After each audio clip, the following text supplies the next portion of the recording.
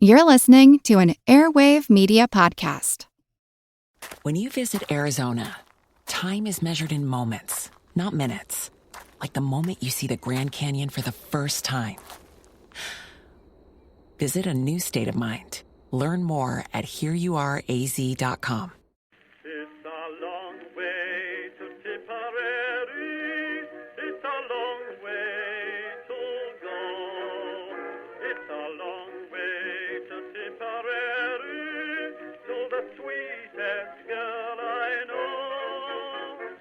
Goodbye, Piccadilly. Farewell, Leicester Square. It's a long, long way to Tipperary, but my heart's right there. Hello everyone and welcome to History of the Great War episode 173. This week I would like to thank Rick, Tom, John, and Josh for their support over on Patreon, where they now get access to special Patreon-only episodes or ad-free versions of all of these episodes that you're hearing right now. If that sounds interesting to you, and topics like the East African campaign, the evolution of cavalry, or army doctrine during the war are topics you would like to hear more about, head on over to patreon.com/history of the Great War. This will be our third and final episode about the American-led Meuse-Argonne offensive. We will cover the entire month of October and then the beginning of November right up to the armistice. During this time, the French and Americans would continue to launch attacks in the Meuse-Argonne region, with somewhat limited success until November. The Germans would also continue to defend and would be successful for all of October, although in these defenses they would slowly lose more and more men to simple attrition. Events elsewhere, which we will cover in later episodes, would eventually mean that the war would end just as the Meuse-Argonne operation was starting to have something that could even sort of be described as success. The next two episodes, 174 and 175, will look at these events on the Western Front during that time. But we start this episode with the American and French offensives that would begin on October 4th, the first real effort made after the offensive was paused in late September. October 4th would be the beginning of the second phase of the Meuse-Argonne operation. On the 3rd, Pershing had visited all of his corps commanders, and he took with him a simple message: drive forward at any cost. However, when the attack actually got going, it once again would develop quite poorly for the American attackers.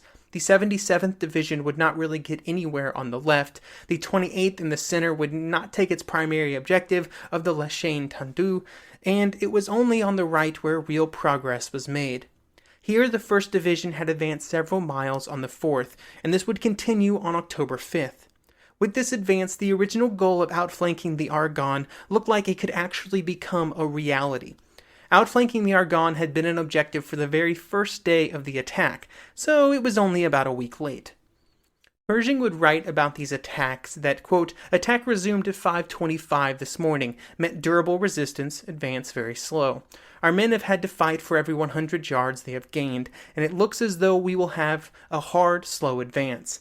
There is no course except to fight it out, taking the best possible advantage of the ground which now lies to the advantage of the Germans, end quote.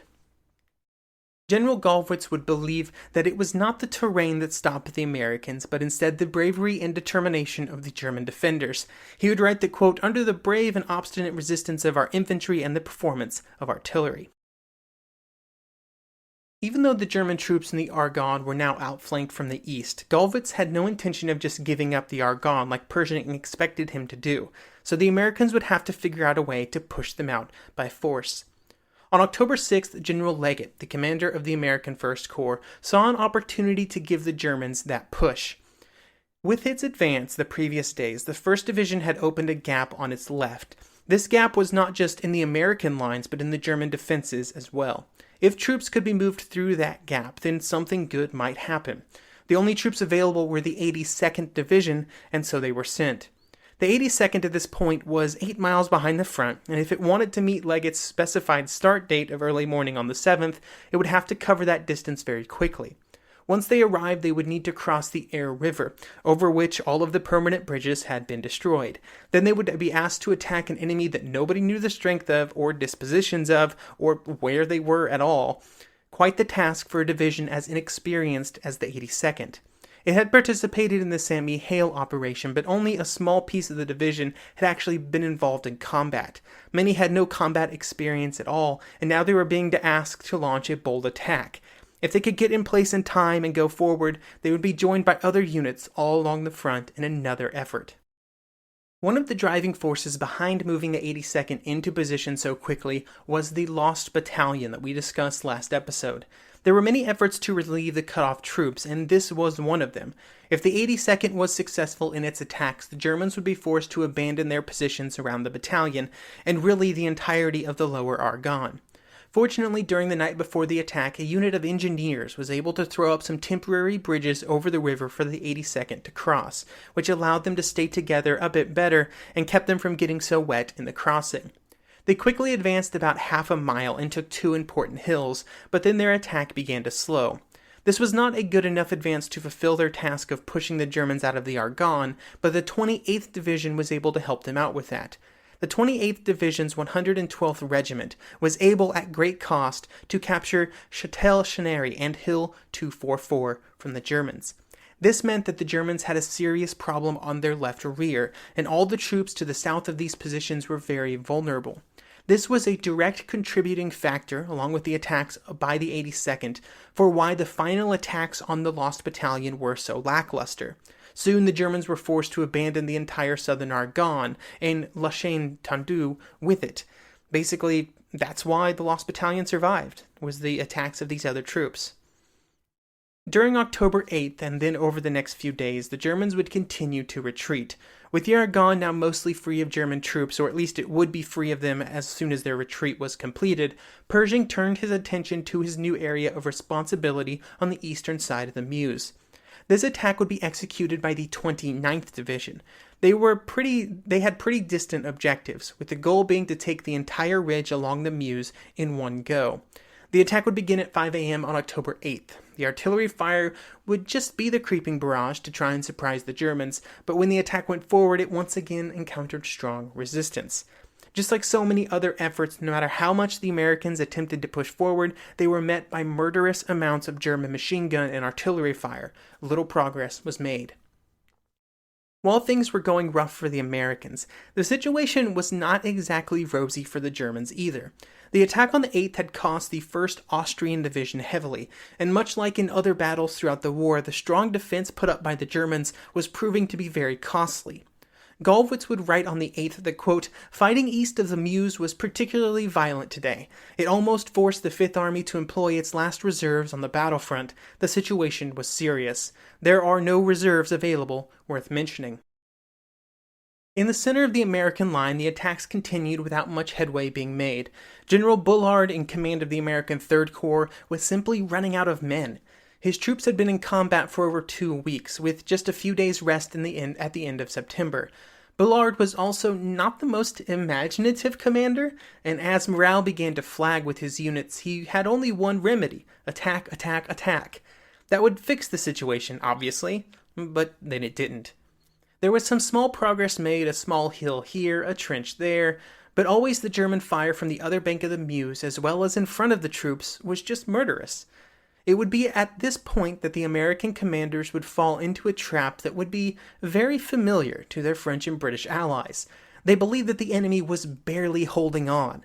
It was true that the Germans were losing men, a lot of men, but they were nowhere close to as weak as the Americans believed.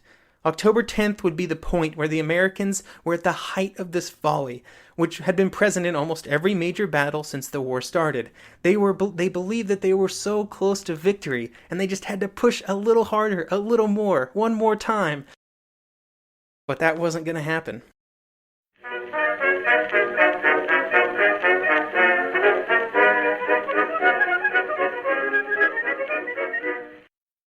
The one truth about human history is that change is inevitable. But the one thing that has never changed is that humans need food to survive. There are many ways to get that food, but one of the easiest ones is Factor. Factor delivers ready-to-eat meals right to your door. All you have to do is heat them up and dig in. In 2 minutes, you can be eating tasty keto or vegan options, or any of their 35 options that they have available every week. So you can choose maybe the cheesy garden herb chicken, maybe the Santa Fe green chili beef skillet, or perhaps the Caribbean spiced tofu. It is all delicious, and if you have a bit of a sweet tooth, Factor still has you covered with a wide range of snack and smoothie options. Chocolate mocha cheesecake, snickerdoodle macaroons. Any of that sound good? And don't worry, even the tasty stuff is dietitian approved. Head over to factormeals.com/GW50 and use code GW50 to get 50% off. That's code GW50 at factormeals.com/GW50 to get 50% off. My brother-in-law died suddenly, and now my sister and her kids have to sell their home. That's why I told my husband we could not put off getting life insurance any longer. An agent offered us a 10-year, $500,000 policy for nearly $50 a month. Then we called SelectQuote. SelectQuote found us identical coverage for only $19 a month, a savings of $369 a year. Whether you need a $500,000 policy or a $5 million policy, SelectQuote could save you more than 50% on term life insurance. For your free quote, go to SelectQuote.com. SelectQuote.com. That's SelectQuote.com. SelectQuote. We shop. You save. Full details on example policies at SelectQuote.com/commercials.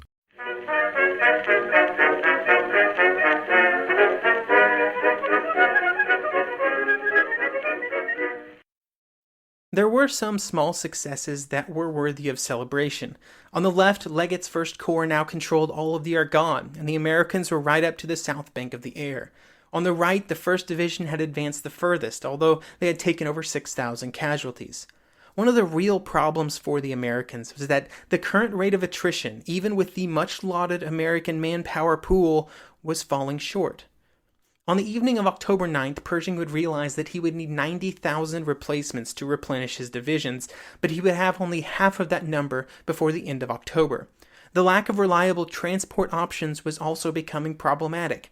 Remember back in early 1918 when the Allies had convinced the Americans to prioritize shipping only combat troops to Europe? Well, that meant that they had reduced the amount of transportation troops that had been sent to Europe by almost 75%. Those that were available were heavily utilized, and after weeks of action, some were beginning to break down, and they needed relief. Pershing would later say of this time that, quote, the period of the battle from October 1st to the 11th involved the heaviest strain on the army and me. Pershing was also getting a lot of pressure from his allies in the middle of October to produce success. Foch would tell Pershing at a meeting on October 13th that, quote, on all other parts of the front, the advance was very marked. The Americans were not progressing as rapidly as the others. No more promises. Results. I judge only by results. If an attack is well planned and executed, it succeeds with small losses. If not, the losses are heavy and there is no advance. End quote. This is just one example of the unfavorable opinions held about the American army by its allies. Haig would say, quote, the state of chaos the fool Pershing has got his troops into down in the Argonne is indescribable. Clemenceau would be just as critical, saying, quote, the French army and British army without a moment's respite have been daily fighting. Our worthy American allies who thirst to get into action and who are unanimously acknowledged to be great soldiers have been marking time ever since their forward jump on the first day, and in spite of heavy losses they have failed to conquer the ground assigned to them as their objective. The only option available for Pershing was to continue the attack. Only success would erase this criticism. One of the changes that Pershing made on October 10th was to change the exact command structure of the American First Army. Up until this point, Pershing was not just running the entire American Expeditionary Force, but also the First Army. This gave him an absurd amount of responsibility, an amount that was far beyond the capabilities of any single person. He should have realized this earlier, but it would take him all the way until October 10th for him to really decide to change things.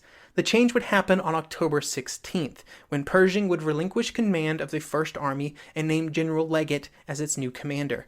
Leggett had done well as commander of his First Corps over the last several months, and he was probably the best choice to lead the army.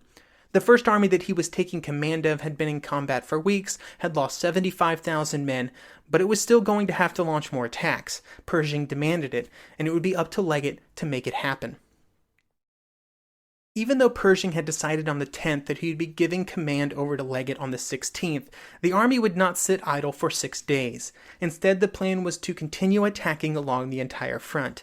The Germans were losing men, but they still held the strong positions within the crime-held Stalag, and they were clinging to them strongly. Anytime the Americans would attack and often fail, the Germans would lash out with small but repeated counterattacks.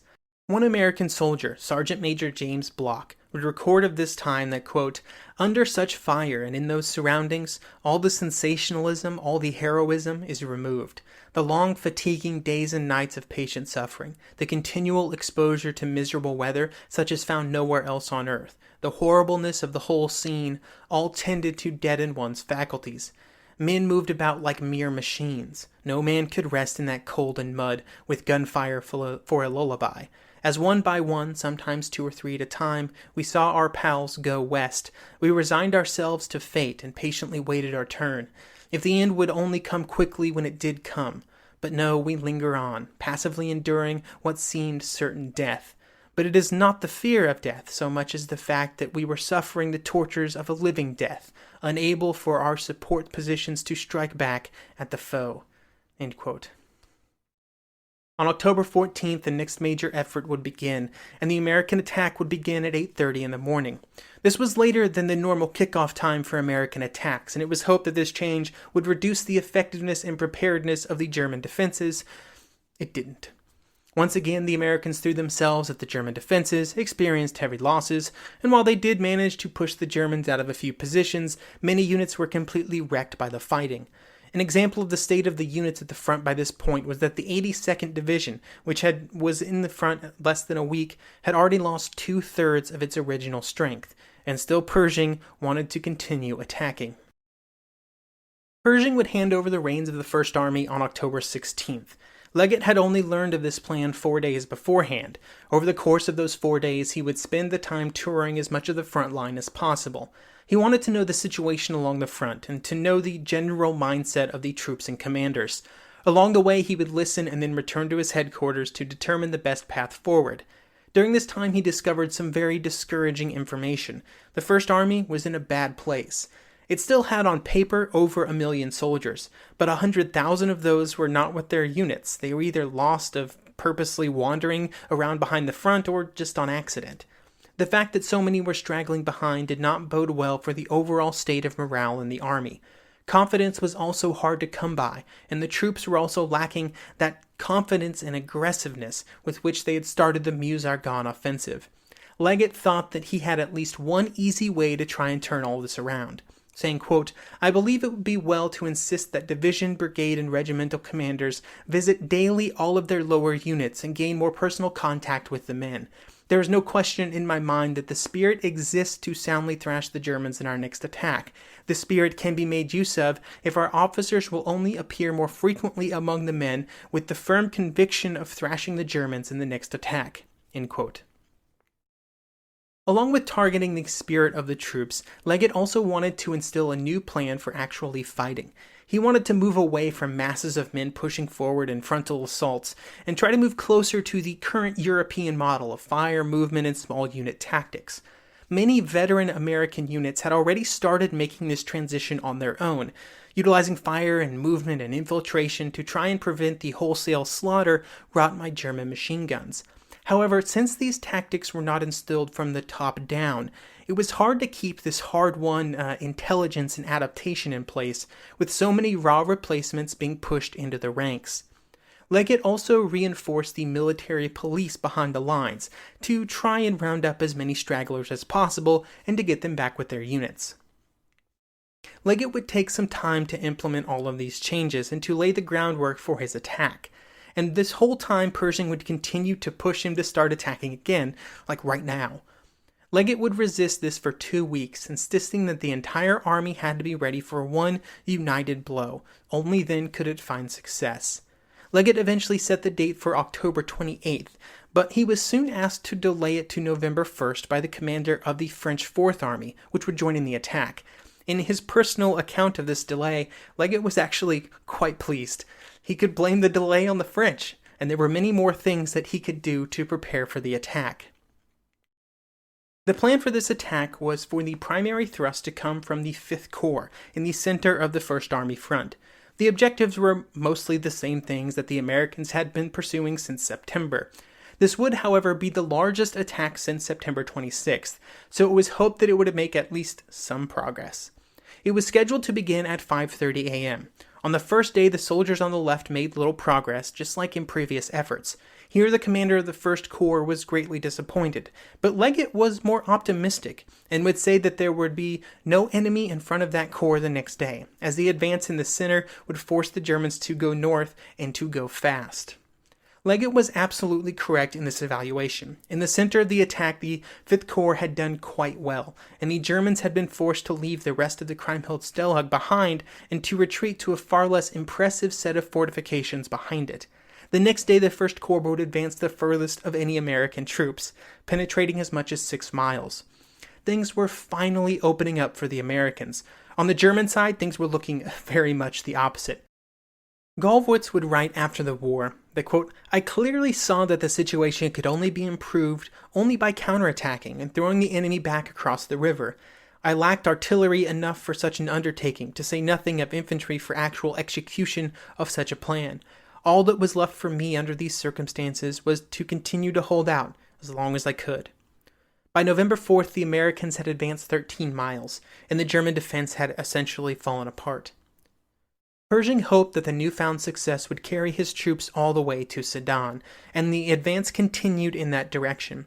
On November 9th, Foch wired a message to Pershing that read, quote, "The enemy, disorganized by our repeated attacks, is withdrawing along the whole front. It is important to maintain and hasten our action. I appeal to the energy and initiative of commanders-in-chief and their armies to secure decisive results." At this point, Foch would have known that an armistice was going to be signed soon, but he wanted as much ground as possible captured before a possible end to the war was agreed upon. On November 10th, the American attacks would continue, and it would be a race to the finish. Join me next episode as we take a step back in time and catch up with the rest of the Western Front to this point on November 10th, the day before the last day of the war.